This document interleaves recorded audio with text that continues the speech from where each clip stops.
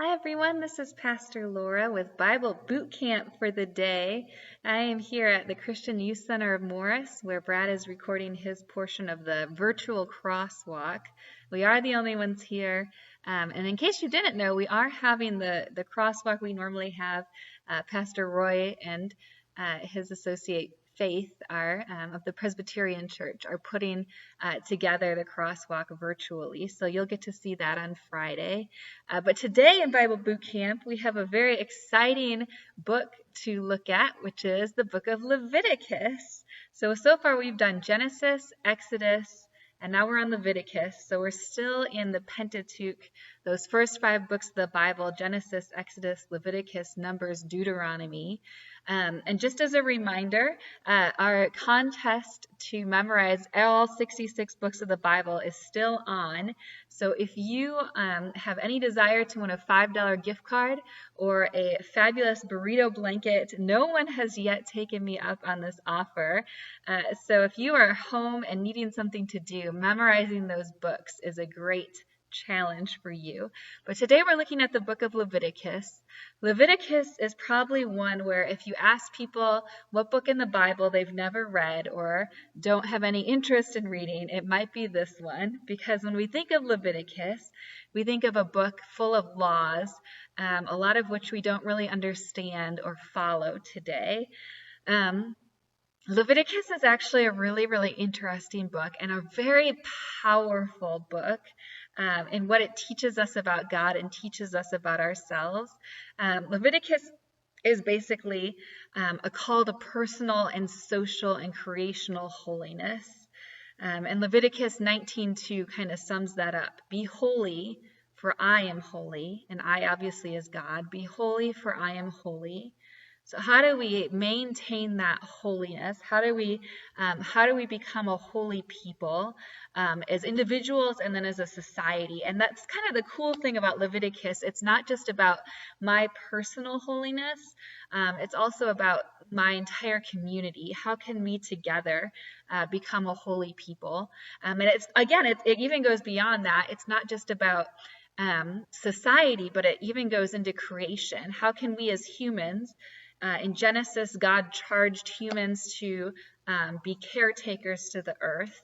And how can we as caretakers of the earth, of creation, of the fields that we work, of the animals that we use in our labor, how can we as those caretakers do that in a holy way that maintains the holiness of God's creation? So in Exodus, we have the creation of the tabernacle. All these craftspeople come together and they build this place where God has chosen to reside with the people of Israel. And then Leviticus is a book about how do we worship God there, and what kind of people do we need to be in order to safely worship God.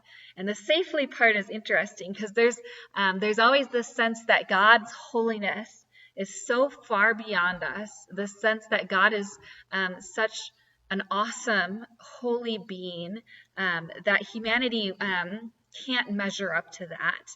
And if you want to get a sense of God's greatness, this is a great book to read because it really emphasizes the wonder of God.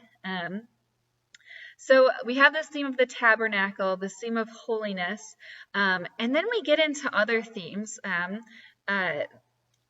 Themes of atonement. So how do we say I'm sorry to God? How do we say thank you to God? How do we do that as individuals and as a community? We do that with sacrifices. So I take something of mine that is precious and I offer it to God as a way to say I'm sorry or a way to say thank you. And again, I think it kind of emphasizes the weight of those two things. Even though we, as Christians, we say Jesus offered that final sacrifice for us. But you read Leviticus, it really helps to underline, when you're saying sorry, when you're saying thank you, what do those things truly mean? What is the emotional, the personal, the communal weight of those actions? Also in the book of Leviticus, there's this this theme of hospitality once again. So a lot of laws have to deal with how are we hospitable to each other? How do we offer care for each other? How do we care for the strangers? That often it's translated aliens. How do we care for aliens? How do we care for the helpless? There's this idea of the year of Jubilee, that every so often all goods return, all property returns to its original owner. So there's sort of a year of redistribution of goods, a year of rest.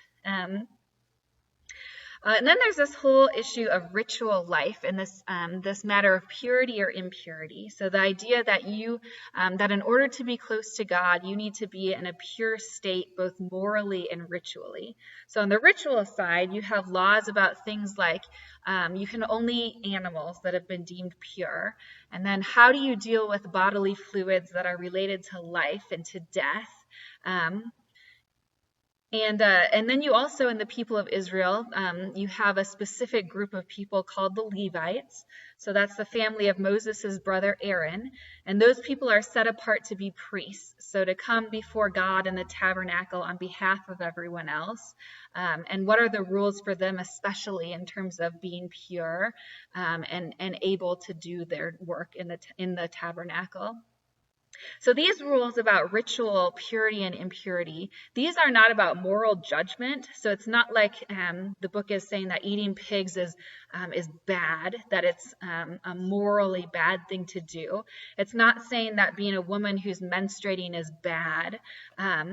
What these rules are, it's a way of reminding people who they are, that they're dealing with a God who's wholly beyond their imagining, that they need to treat the world and things like blood and childbirth and life and death, that these things need to be treated with respect because they're really, really powerful things.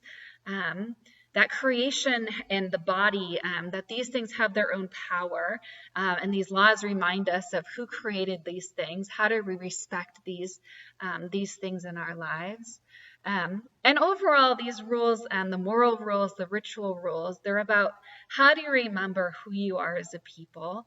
How do you live your life so that you're always having that reminder, this is who I am, this is who I belong to. I belong to the creator of all things. How do I live my life to remember that? There's always a question of how we as Christians would apply the laws in Leviticus. We're not in the same position or historical moment as the Israelites were at that time. We don't live in a theocracy with a priesthood that's doing ritual sacrifices. We don't have a tabernacle in the same way that they had a tabernacle. We are not Israelites. We are people of different nations. We are the Gentiles for the most part. But there's still, in many of these laws, there's still a compulsion to love our neighbors, to be a priesthood of believers, to recognize the power of God's creation, and to live in a way that helps us to remember who we are. So even if some of the individual laws we would say don't apply to us, we don't sacrifice in a temple, we don't have laws around entering a temple, those moral rules, that whole sense of how do you remember that you are set apart, that still applies to us. So where there are moral considerations in Leviticus, you can think about where are those morals in my own life? Where there's, when you're reading about ceremony and ritual sacrifice, there's an opportunity to thank God for Jesus' atonement for our sins.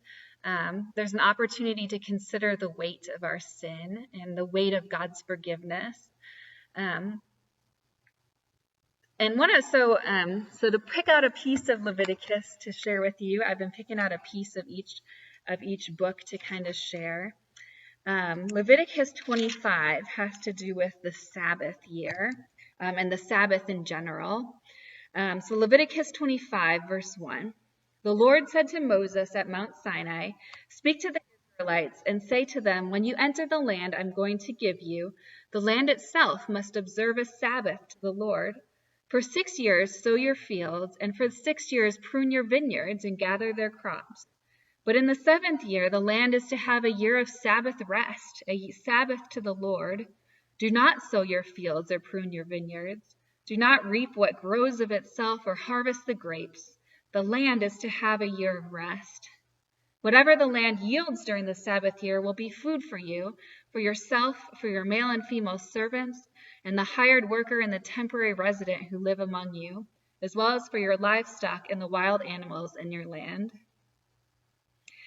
And I love that because it's reminding the people of Israel, and it's reminding us that that God's creation is to be respected, that we don't work the land until it's exhausted, that the land also, just as we have a day of rest, just as we need rest, the land also needs that. It's reminding us that we are not God, that we don't get to demand productivity all the time, but it is okay to step back. It's not just okay, it's necessary for us to step back and take rest, and for us to allow others and to allow creation to have some rest.